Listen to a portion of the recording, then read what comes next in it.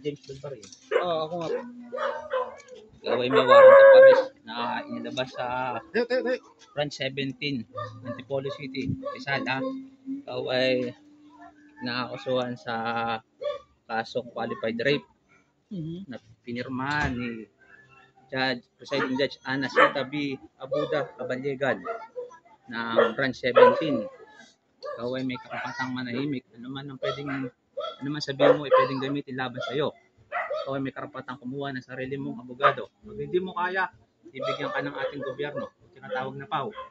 Ikaw ay pwedeng magpasuri sa pribadong doktor. Kung wala kang kakayahan, bibigyan ka na doon sa pribadong ospital kung kaya examinin. Naiintindihan mo ba lahat ng iyong karapatan? Yes. Ano ka namin na? Daling ka namin sa pinakamalapit na police station na sa Antipolo City ha. Tumama ka na lang ng mga isa eh. Sige po. Okay.